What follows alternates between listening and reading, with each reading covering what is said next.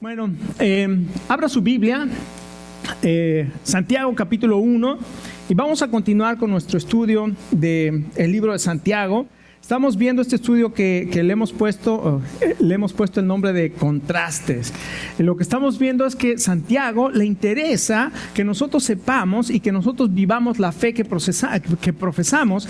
Y entonces lo que él hace es hacer una serie de contrastes para que nosotros podamos ver, identificar lo que es una fe que solamente es una fe de boca a una fe que realmente es una fe de corazón. Es decir, una fe práctica. A él no le interesa lo que sabes, a él le interesa lo que haces.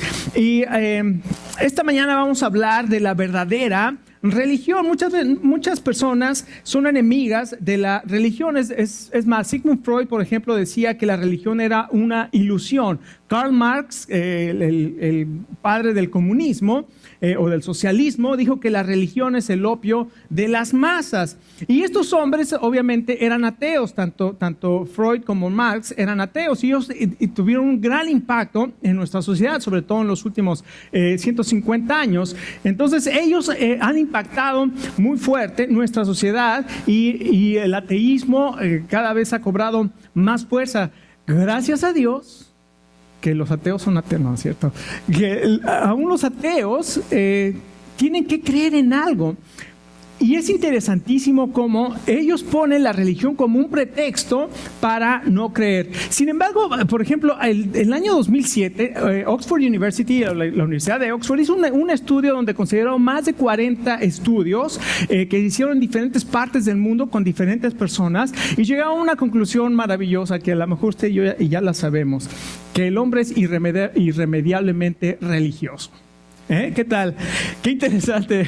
Y le dieron 1.700.000 libras, le otorgaron un regalo a la Universidad de Oxford por haber hecho este estudio y llegar a la conclusión de que el hombre es irremediablemente religioso. ¡Wow!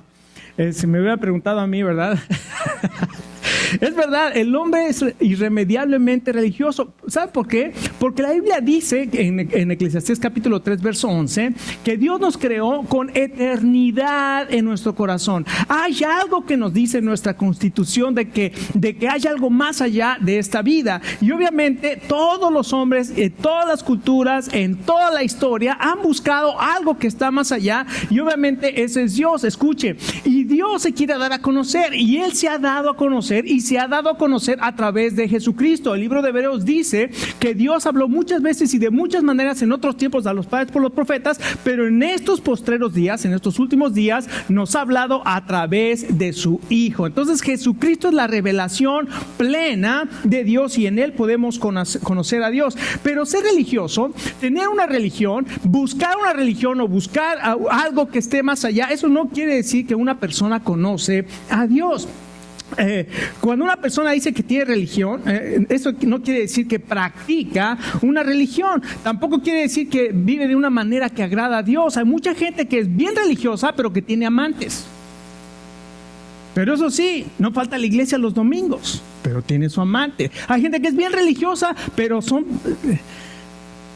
personas que hablan mal de los demás, que guardan rencor en su corazón, que guardan todo ese tipo de cosas, pero eso sí son bien religiosas. Entonces no quiere, lo que Santiago quiere es que nosotros no digamos que tenemos una religión, o que conocemos a Dios, o que somos cristianos, sino lo que quiere es que nosotros actuemos de acuerdo a esa fe que nosotros decimos que tenemos. Y es interesante notar, si usted nota en los evangelios, cuando usted lee los evangelios, se va a dar cuenta de que el Señor Jesucristo tenía enemigos.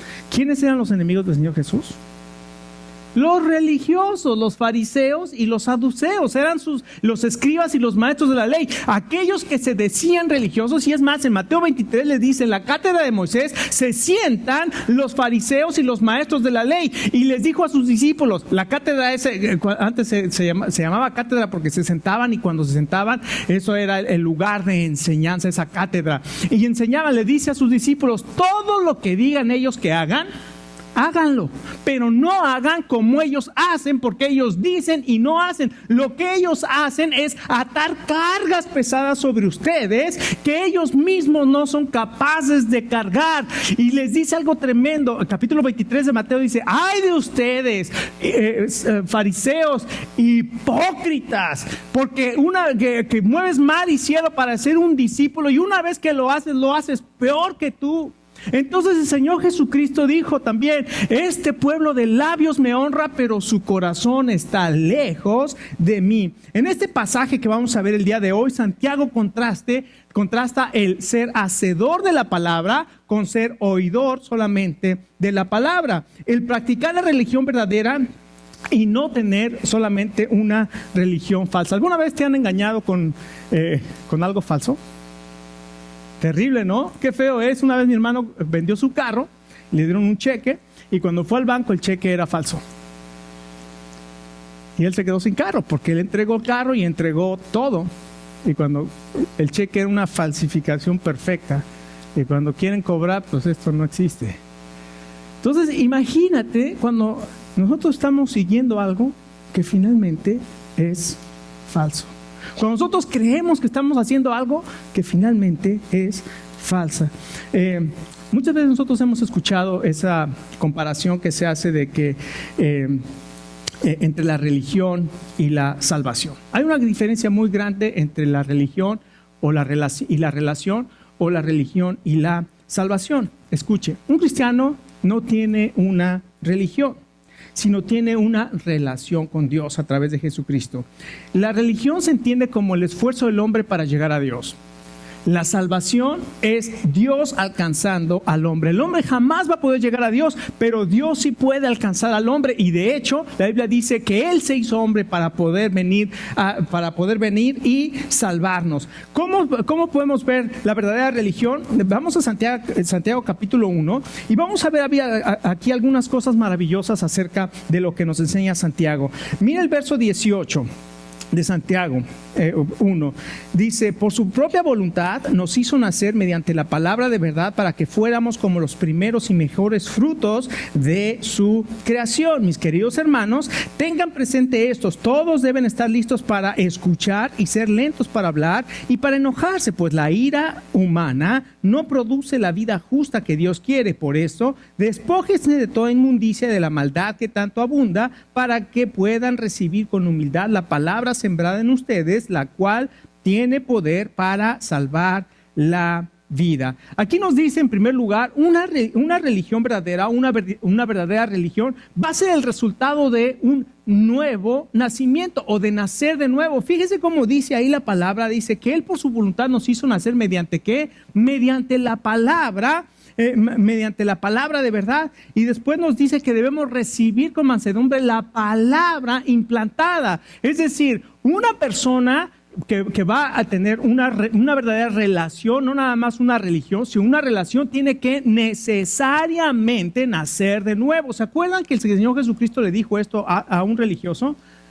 ¿A quién le dijo el Señor Jesucristo? A un religioso que le dijo esto. ¿Alguien se acuerda? A Nicodemo. Nicodemo era el principal de los fariseos. Era si nosotros pudiéramos compararlo ahora, era como el Papa de aquel tiempo. Y imagínense que el Papa llega con el Señor Jesucristo, y el Señor Jesucristo le dice al Papa: tienes que nacer de nuevo, si tú no puedes entrar en el reino de Dios. ¿Qué? ¿Qué, no sabes quién soy? Claro, ya él había dicho: yo sé que tú has venido de Dios como maestro, porque nadie puede hacer las cosas que tú haces si no está Dios con él. Y el Señor Jesucristo le dijo: de cierto te digo que si tú no naces de nuevo, no puedes entrar en el reino de los cielos. No importa que seas el principal de la sinagoga, no importa que seas el fariseo de fariseos, no importa la religión que tengas, si tú no naces de nuevo, no puedes entrar en el reino de los cielos. Si tú no naces de nuevo, no puedes ver el reino de los cielos. No te maravilles, 3 veces le dice: no te maravilles que te dije que te es necesario nacer de nuevo. Entonces, en primer lugar, una persona, para poder tener una verdadera religión, tiene que nacer de nuevo. Escuche, hay mucha gente que va a las iglesias y que levanta sus manos y adora a Dios y que hace muchas cosas buenas, pero que jamás ha nacido de nuevo. jamás ha nacido de nuevo, porque no ha llegado un punto en su vida que se ha encontrado con el Señor Jesucristo resucitado, donde se ha visto en su pecado y en su maldad, y se ha dado cuenta de que no tiene escapatoria, de que está bajo condenación, porque su pecado lo condena. Hasta el momento que esa persona se da cuenta de eso y le pide perdón al Señor Jesucristo para que le limpie sus pecados con la sangre que derramó en la cruz, y en ese momento esa persona recibe viene al Señor Jesús para pedir perdón y recibe ese perdón. En ese momento esa persona nace de nuevo, y nace por la palabra de verdad. La salvación es la iniciativa de Dios. Dios es incansable. Dios tiene un amor maravilloso por ti, es incansable, su amor es inamovible, es intenso, y lo que Dios quiere es salvarte. Y escucha, esto es algo maravilloso. Como Dios te ama de una manera inmesurable, es decir, sin medida, Él sabe de tus padecimientos, Él sabe de tu dolor, Él sabe de tus sufrimientos, Él sabe de tus dudas, Él sabe de tus temores, de tus traumas, tus inseguridades, y Él te está buscando con sus brazos abiertos, porque Él te quiere salvar. Su palabra, es decir, la Biblia, dice aquí que es la palabra de verdad, y su palabra puede ablandar tu corazón endurecido, puede darte luz a tu entendimiento entenebrecido, y puede despertar tu alma para que te puedas encontrar con el príncipe de paz. Y este mismo pasaje en el verso 21 dice que debemos recibir con mansedumbre la palabra implantado. Escucha, cuando nosotros leemos la Biblia nos damos cuenta que la Biblia dice cosas como esta. El Señor Jesucristo dijo: las palabras que yo les hablo son espíritu y son vida. El libro de Hebreos dice: porque la palabra de Dios es viva y eficaz, y más cortante que toda espada de dos filos. 1 Timoteo 3:16 dice: toda la escritura es inspirada por Dios y útil para corregir, para instruir, para enseñar y para redarguir en justicia. Es decir, la palabra de Dios nos enseña. Tienes que nacer, tienes que venir a la palabra de Dios, y la palabra de Dios te tiene que hablar. Por eso predicamos la palabra de Dios. No nos juntamos los domingos a hablar del National Geographic, o no nos juntamos los domingos para hablar de las cosas políticas. Nos juntamos los domingos para estudiar la palabra de Dios, porque la palabra de Dios tiene poder para salvar. En segundo lugar, no solamente es la palabra de verdad, sino es para un propósito valioso. Dice aquí: Él por su voluntad nos hizo nacer para que seamos primicias de sus criaturas. Ahora, cuando nosotros leemos esto, a nosotros esto no nos habla mucho. ¿Por qué? Porque no tenemos el contexto judío que Santiago tenía. Él entendía perfectamente lo que eran las primicias. A lo que él se refiere es lo siguiente: los judíos tenían una fiesta que lo había instituido Dios, para que después, el primer día después de la Pascua, de la fiesta de la Pascua, el primer día de la semana, que era domingo. Recuerden, el séptimo día era sábado, y el primer día de la semana era domingo. El día domingo, el primer día de la semana después de la Pascua, venían con una gavilla de la cosecha para ofrecerlo delante de Dios, dice, para mecerlo y ofrecerlo delante de Dios. Y esas eran las primicias que se celebraban. 50 días después venía el Pentecostés. Y recuerde, ¿quién resucitó el primer día de la semana después de la Pascua? El Señor Jesucristo. Jesucristo es las primicias de la resurrección, y dice aquí que Él nos hizo nacer por su voluntad, por la palabra, para que seamos de las primicias. Es decir, Él nos separó de una manera maravillosa para ofrecerlos y para que nosotros fuéramos algo especial. Había mucho más grano en el campo, había mucho más cosecha en el campo, pero Él seleccionó esta para ofrecerla como primicias, para que seamos lo principal. Es tan importante. Él nos ha llamado por un propósito valioso. ¿Tú ya conoces cuál es el propósito por el cual te ha llamado? Te voy a decir uno: para la alabanza de la gloria de su gracia, con lo cual nos hizo aceptos en el amado. Efesios capítulo 1. Él nos ha llamado para que nosotros seamos para la alabanza de la gloria de su gracia. Y no solamente eso, sino también para una vida mesurada. Escuche, esto a lo mejor le pasa lo que a mí. Pero mire lo que dice el verso 19. Mis queridos hermanos, tengan presente que todos deben ser listos para escuchar, ser lentos para hablar y para enojarse. Pues la ira humana no produce la vida justa que Dios quiere. En otras palabras, Dios nos ha llamado para para que nazcamos de la palabra de verdad, para que tengamos un propósito especial y un propósito valioso, pero también nos ha llamado para vivir una vida mesurada. ¿Qué quiere decir eso? Que aquí dice, la ira del hombre, dice, en lugar de que te pongas a hablar, en lugar de que te pongas a discutir y a enojarte, lo que debes de hacer es escuchar. Escucha, primero tienes que oír, porque en tu vida, la palabra que utiliza aquí como ira, curiosamente, en la antigüedad, esta palabra se refiere a cualquier impulso natural. Después llegó a identificarse con el enojo, porque es la más fuerte de las emociones. Pero en otras palabras, es cualquier emoción que te controle. Y lo que dice la palabra es, no te dejes manejar por las emociones. No dejes que tu vida sea manejada por las emociones. Tu vida tiene que estar movida por la palabra de Dios y controlada por el Espíritu Santo que Dios nos ha dado. Tenemos que tener una vida con mansedumbre. Escuchen. En la palabra de Dios hemos visto, el Señor Jesucristo le traían endemoniados y todo ese tipo de cosas. Y vemos los milagros maravillosos que hizo el Señor Jesucristo. Y cuando Él venía, oraba por los enfermos o sacaba un demonio y le decía, cállate y sal de él, y le obedecía. Ahora, en las prácticas que yo creo que Dios ya me ha tocado 3 veces enfrentarme con una persona que ha estado endemoniada. Entonces, yo lo he visto, no es que me lo han platicado, yo lo he visto. Pero ahora lo que nosotros vemos en las personas que sacan demonios, hacen un escándalo, unos gritos. Escuche. Por más que grites, lo que Dios va a escuchar es la fe con que se lo digas. No tienes que gritar. Si tienes fe, con que le digas, sal de él, va a salir. No tienes que hacer y tanto grito, aleluya, gloria, y tanta cosa que se hace. Eso nada más es para show, porque la verdad, aquí dice que no debemos ser guiados ni movidos por las emociones, sino por la palabra de Dios. ¿Lo crees? Tú si lo crees, ¿para qué gritas? ¿No? Si tienes autoridad, ¿para qué gritas? ¿No? Entonces, qué tremendo. En segundo lugar, entonces, escuchen, nosotros no tenemos una religión falsa, sino una religión que es práctica, es una verdadera adoración. Dios nos ha salvado y nos hizo nacer mediante su palabra para que le adoremos. Escuche, esto es algo maravilloso. No adoramos a Dios por obligación. Nadie está obligado a venir aquí para adorar a Dios. Y nadie está obligado en su casa a adorar a Dios y a hincarse en las mañanas y a leer su palabra. Nadie está obligado a eso. Les voy a poner este ejemplo.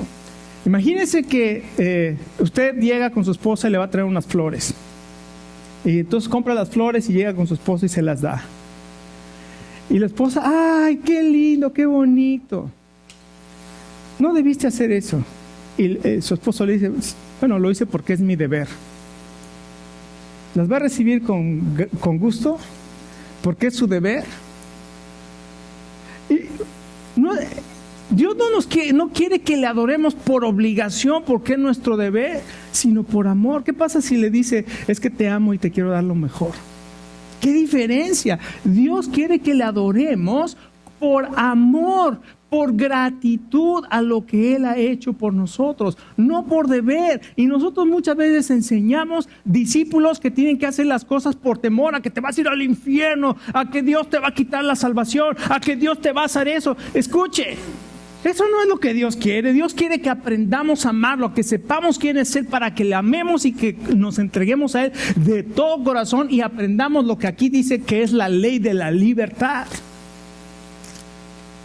En segundo lugar, no solamente vemos que la verdadera religión es el resultado del nuevo nacimiento, sino también es el resultado de practicar la palabra. Una vez más, Santiago se refiere a engañarse. En el verso 16, ¿se acuerdan que dice, no se engañen?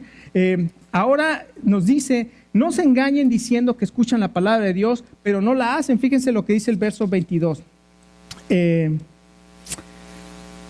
Dice, no se contenten solo con escuchar la palabra, pues así se engañan a ustedes mismos. llévenla a la práctica. El que escucha la palabra pero no la pone en práctica es como el que se mira en el rostro en un espejo y después de mirarse se va y se olvida enseguida de cómo es. Pero el que se fija atentamente en la ley perfecta, que es ¿cuál? De la libertad, y persevera en ella, no olvidando lo que ha oído, sino haciendo, recibirá bendición al practicarla. Entonces, la segunda forma es la verdadera religión se evidencia con practicar la palabra. Él dice, no se engañen diciendo que escuchan la palabra de Dios, pero no la hacen. Ahora, Santiago hace un contraste maravilloso y una ilustración maravillosa. El contraste es entre ser oidor y ser hacedor. Ahora, y lo dice de esta manera: debes de ser un hacedor de la palabra y no un oidor. Y la ilustración es esta. Y si pudiéramos ver cómo quiere Santiago que veamos esta ilustración, le voy a invitar a que mire a su alrededor y se dé cuenta quién no se bañó y quién no vino arreglado a la iglesia. ¿Por qué? Porque si usted voltea y va a ver quién no se peinó, quién viene sucio, quién viene con el suéter como la Chilindrina, ¿verdad? Todo, ¿verdad? Y así con uno por acá y otro por acá. ¿Y quién viene con los shorts en lugar de... Digo, no estoy hablando aquí de que si usa shorts está mal, o que si usa pantalón está mal, o que si no usa falda está... Pero que viene con los shorts al revés, o con la etiqueta por fuera, ¿no? Entonces, imagínense lo que dice el que es oidor de la palabra, pero no es hacedor. Es como el que llega a la iglesia con la pijama puesta, porque se levantó en la mañana, se vio en el espejo, vio que estaba todo despeinado y vio que traía la pijama y se fue y no le importó. El que escucha la palabra de Dios y no hace nada es precisamente solamente un oidor de la palabra. Se mira en el espejo, se ve que está despeinado, pero no se arregla. Se ve que tiene la cara sucia, pero no se la limpia. Ve que tiene la corbata chueca. Yo no mismo traigo la corbata chueca. Y no se la acomoda. Ve que todas estas cosas y no hace nada por ella. ¿De qué sirve que nosotros escuchemos la palabra de Dios si no vamos a hacer nada con ella? Es lo que dice. Así es que así nos dice cómo nosotros podemos ver y cómo podemos nosotros, en lugar de ser un oidor, ser un hacedor. Dice, cuando tú eres un hacedor de la palabra, esto resulta en dicha, porque dice aquí, pero el que es hacedor de la obra, este será bienaventurado en todo lo que hace. La Nueva Versión Internacional dice, recibirá bendición. De alguna manera, Dios bendice de una manera maravillosa a los que quieren practicar, no solamente escuchan, sino que obedecen la palabra de Dios. Es decir, si nosotros creemos lo que la palabra de Dios dice y lo hacemos de una manera sobrenatural y poderosa, Dios va a actuar en nuestra vida. Por ejemplo, ¿tiene necesidad económica? ¿Tienes enfermedad? ¿Estás pasando por enfermedad? ¿Tienes problemas matrimoniales? ¿Usted cree que Dios no lo sabe? ¿Usted cree que la palabra de Dios no tiene una prescripción para nuestras situaciones? Es que yo tengo problemas con mi marido, o con mi esposo, o con mi esposa. Ok, amas a tu esposa, ¿y cómo la voy a amar si ella no me respeta? Hablas con la esposa, oye, ¿y tú respetas a tu marido? ¿Cómo lo va a respetar si él no me ama? Y entonces cada quien está en su posición de que yo no puedo hacer porque él no hace. Yo no puedo hacer porque ella no hace. Escuche. Y ahí está el círculo vicioso. La palabra de Dios dice, el marido ame a su mujer. Pero yo no la voy a amar porque ella no me respeta. Porque ahí dice la Biblia que, y la mujer que respeta a su marido, como ella no hace lo que le toca hacer, yo no voy a hacer lo que me toca hacer a mí.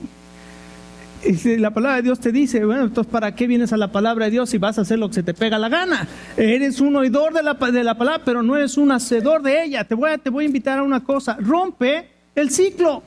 Rompe el ciclo. Si ella no hace, tú ama a tu esposa incondicionalmente, sacrificialmente. Muéstrale el amor. ¿Qué va a pasar?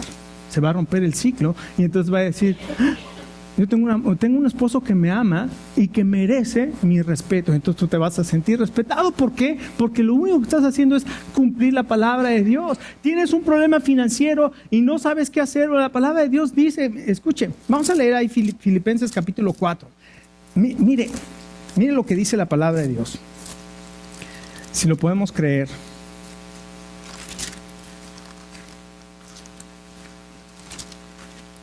Filipenses capítulo 4.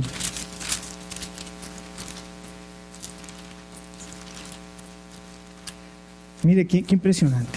Escuche lo que dice. Pablo está prisionero en Roma y ahí no tiene absolutamente nada. Un prisionero, si no pagaba sus gastos, se moría en la cárcel.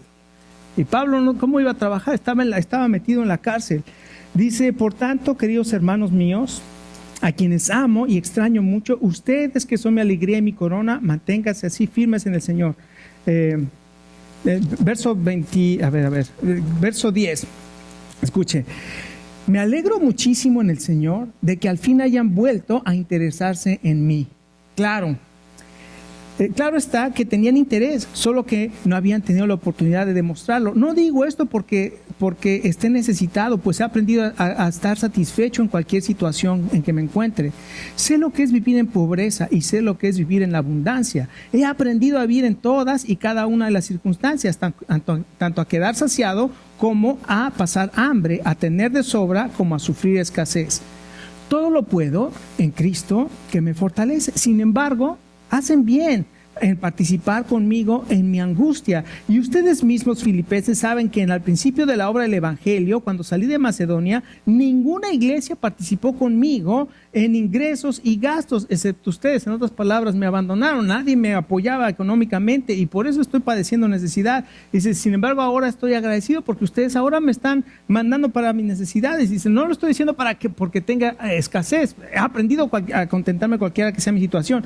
Y dice, verso 18, y he recibido todo lo que necesito y aún más, tengo hasta sobra ahora que he recibido de Epafrodito lo que me enviaron. Es una ofrenda fragante, un sacrificio que Dios acepta con agrado. Escuche, así que mi Dios les proveerá todo lo que les falta, lo que necesiten conforme a las gloriosas riquezas que tiene en Cristo Jesús. Mire, esta iglesia era una iglesia pobre. Era una iglesia que tenía una relación muy especial con el apóstol Pablo, porque Pablo fundó esta iglesia. Y Pablo estaba padeciendo necesidad y en su pobreza la iglesia de Filipenses juntó una ofrenda para mandársela al apóstol Pablo. Y cuando el apóstol Pablo la recibe, yo me imagino que se pone a llorar porque conoce la pobreza de esta iglesia. Y dice, hermanos, gracias por enviarme. No lo di, y yo no estoy esperando y no estaba esperando esta ofrenda porque Dios sabe que he aprendido a contentarme cualquiera que sea mi necesidad. Pero ahora que se han desprendido y han sido generosos, escuchen, Dios va a suplir todo lo que les falta conforme a sus riquezas en gloria en Cristo Jesús. Cuando nosotros aprendemos a ser generosos, comenzamos a recibir bendición también de Dios. Qué impresionante, ¿no? Y después resulta en firmeza, porque no solamente dice que será bienaventurado, recibirá bendición. Escucha estas mismas palabras que dice Santiago, las dijo el Señor Jesús en el Sermón del Monte. Cualquiera que oye mis palabras y las hace, le voy a comparar a un hombre prudente que edificó su casa, ¿dónde? Sobre la roca. Cuando vinieron los ríos y soplaron los vientos y vinieron las tormentas y pegaron con aquella casa, permaneció porque estaba fundada en la roca. Pero cualquiera que oye mi palabra y no la hace, le voy a comparar a un hombre insensato que fundó su casa sobre la arena. Porque cuando vinieron los ríos y soplaron los vientos y pegaron las tormentas contra aquella casa, cayó y fue grande su ruina. ¿Qué clase de fundamento estamos poniendo para nuestra vida, para nuestro hogar, para nuestra familia? ¿Estamos siendo hacedores de la palabra o solamente oidores? Y finalmente, dice que la religión verdadera se nota en el cuidado que tenemos de los demás. Dice, si alguno se cree religioso entre ustedes y no refrena su lengua, ahí le va la prueba. La prueba que pone el Señor. ¿Quieres saber si tu religión es verdadera? ¿Cómo usas tu lengua? Ahí dice, si no refrena su lengua, sino que engaña su corazón, la religión de tal es vana. Y luego dice, la religión pura, la religión verdadera, la religión sin mancha, delante de Dios es esta: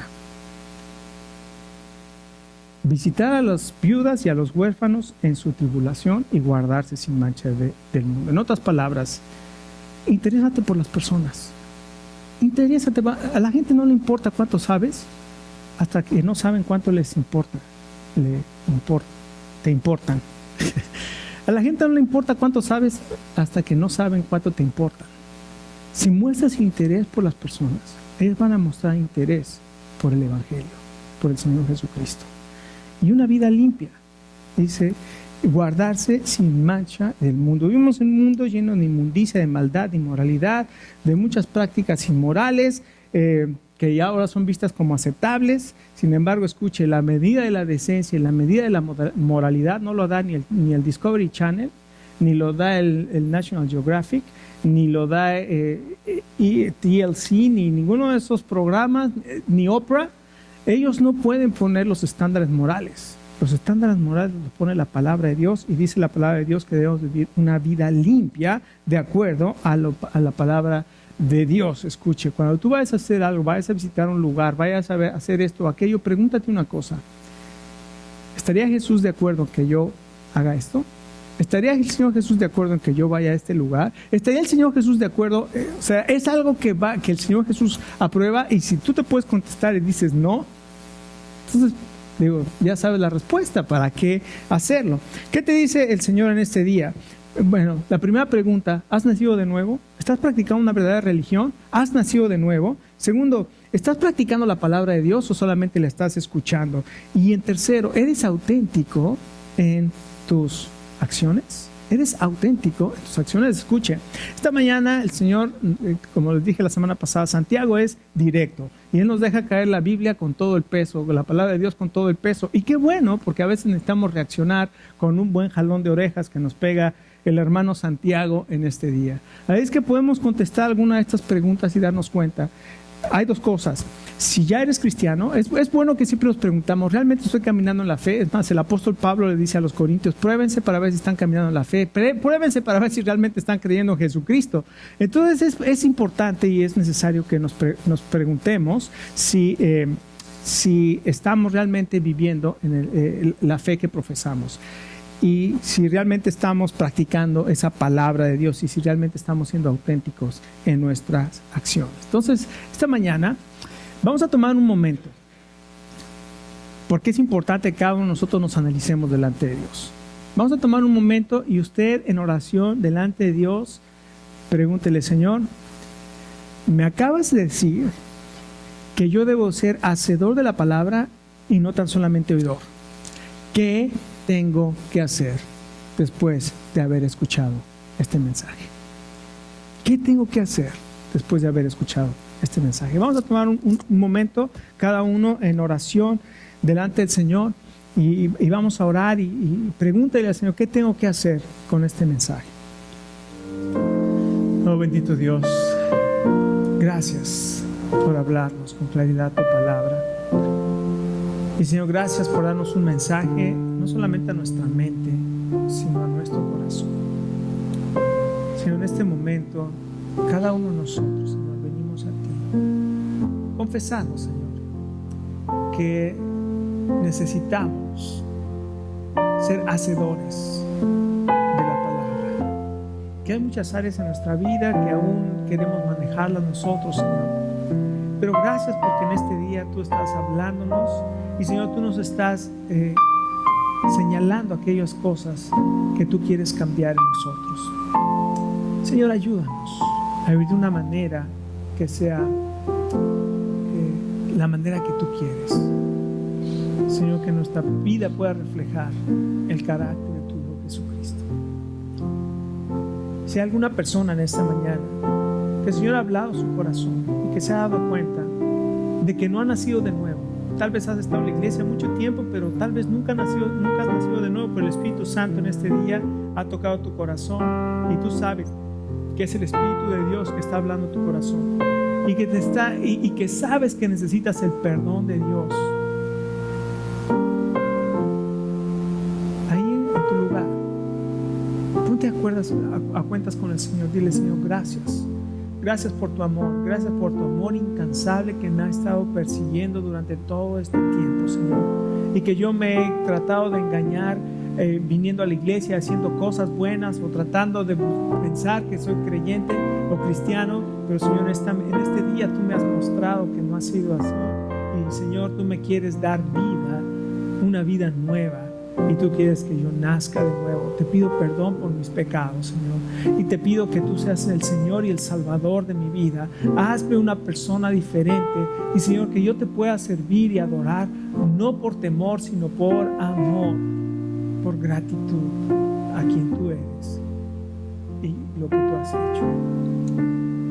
Y si tú ya eres cristiano, si tú ya sabes, y esta mañana lo has confirmado, pero el Señor te ha hablado en algunas áreas, también tú dile: Señor Jesús, ayúdame. Yo sé que te necesito, que hay muchas cosas que tú quieres cambiar. Y Señor, gracias porque tú te interesas por mí. Y ayúdame, Señor, a vivir esta fe que yo profeso tener, para la gloria de tu nombre, para que, como dice tu palabra, pueda ser primicias de tus criaturas, Señor, para que pueda cumplir ese propósito valioso, importante, primordial por el cual tú me has llamado. Ayúdame, Señor, te necesito. Y Señor, te agradecemos en este día, en el nombre de tu Hijo Jesús. Amén.